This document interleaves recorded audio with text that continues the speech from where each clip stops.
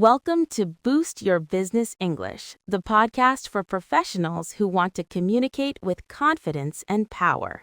I'm your host, Chloe.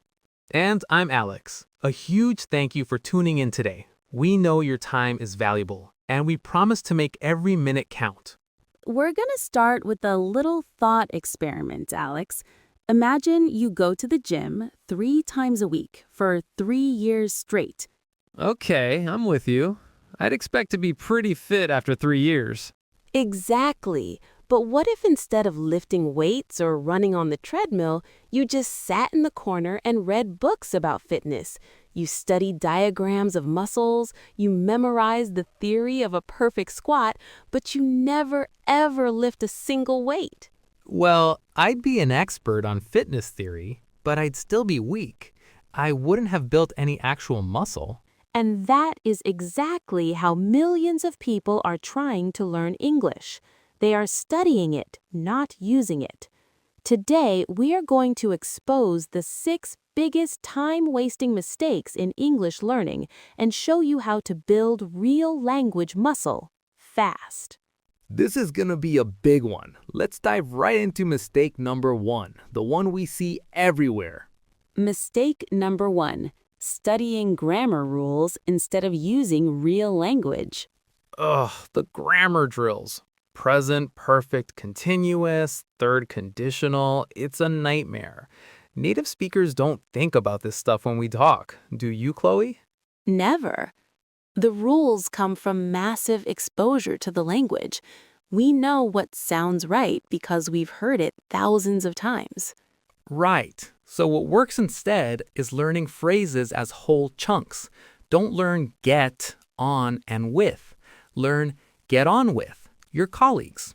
Your brain absorbs the grammar automatically through context. That leads perfectly into mistake number 2, learning vocabulary from lists. You have a long list of words, synergy, leverage, incentive, and you try to memorize them. It's so ineffective. Our brains are terrible at remembering isolated data points. Words learned from a list are forgotten almost instantly because they have no context, no story, no emotion attached. Exactly. You need to learn words inside real phrases and situations. And speaking of which, we actually created a resource to help you do just that. It's our free Essential Business English Guide. It's not a list. It's a guide full of the most common phrases and scenarios you'll face in the office, so you learn vocabulary the right way. You can download it for free using the link in our show notes. Okay, on to what might be the single biggest mistake of all. Number 3, waiting until your English is good enough to speak. This one is heartbreaking because it's a trap. There is no magical day when you suddenly feel ready. You get ready by speaking. That feeling of embarrassment or fear, it's not a sign to stop. It's a sign you are learning. What works instead is speaking from day one, imperfectly. Fluency is the result of thousands of messy, imperfect conversations. Totally, which brings us to mistake number 4, translating in your head. The slow, buffering conversation. You hear something in English, you translate it to your native language, think of a reply, translate that back into English, and then speak. It's exhausting. It creates this huge delay and the mental filter that crushes your confidence. The solution? Train yourself to think in English. Start small. Narrate your day in your head in simple English.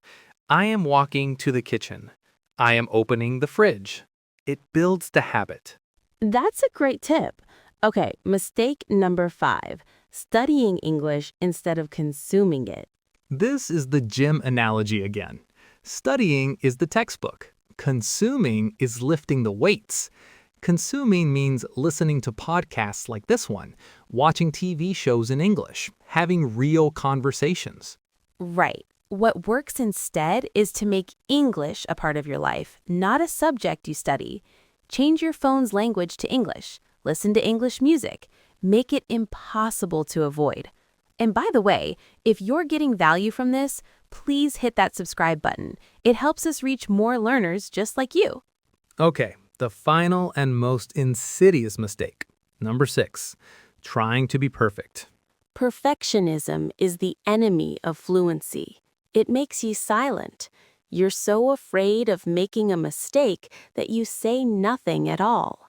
The truth is, nobody cares about your mistakes. They only care about your message. The goal is understood English, not perfect English. So celebrate your mistakes. Each one is a data point showing you what to work on next. That's such a powerful mindset shift. You know, this reminds me of a student I worked with. Let's call him Marco. For 5 years, he studied English in his home country. He knew every grammar rule. His test scores were amazing. But he couldn't speak.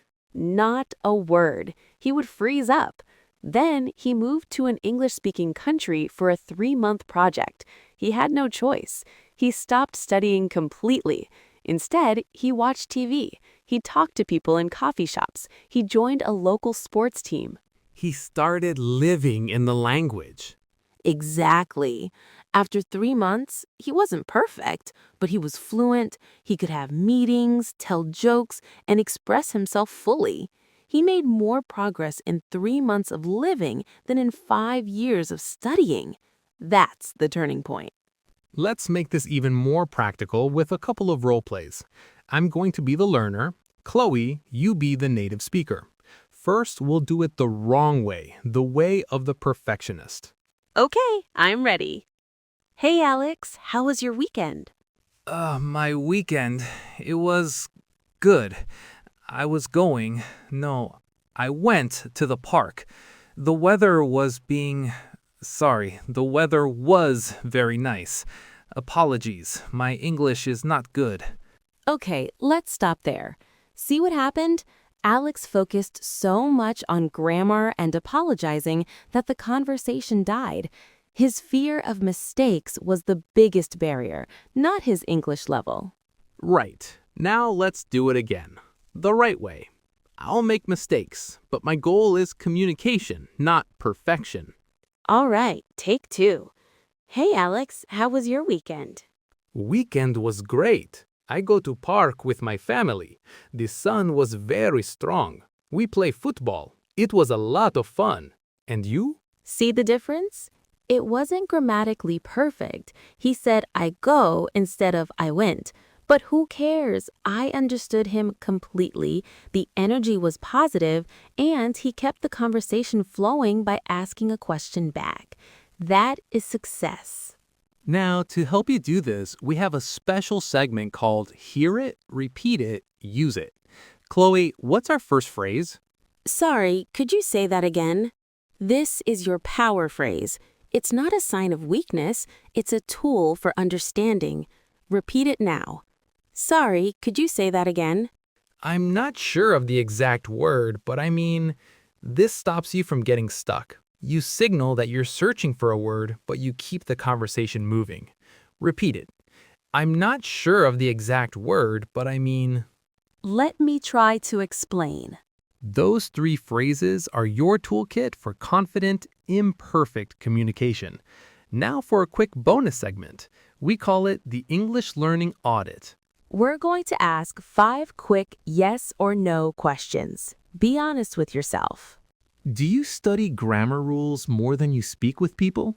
2. Do you wait until you feel ready before you try to have a conversation? Do you often translate in your head before you speak? 4. Have you been learning for more than a year without feeling fluent? And 5. Do you avoid speaking opportunities because you are afraid of making mistakes?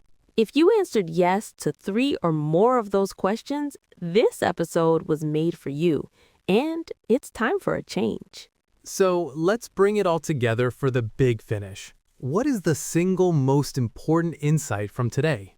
The best learners are not the ones who studied the hardest.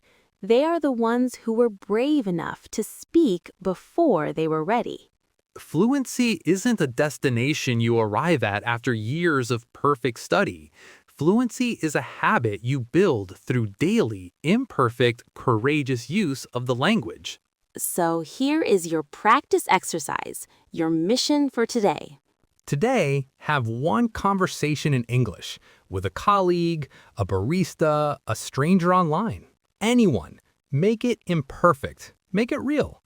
That's how you start building the muscle.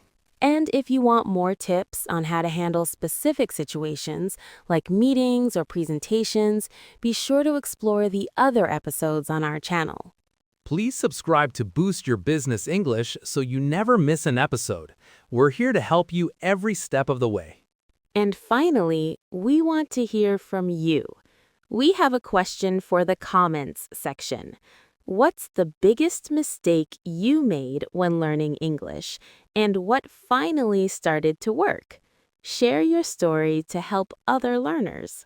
Thank you for listening. I'm Alex. And I'm Chloe. Now go out there and use your English.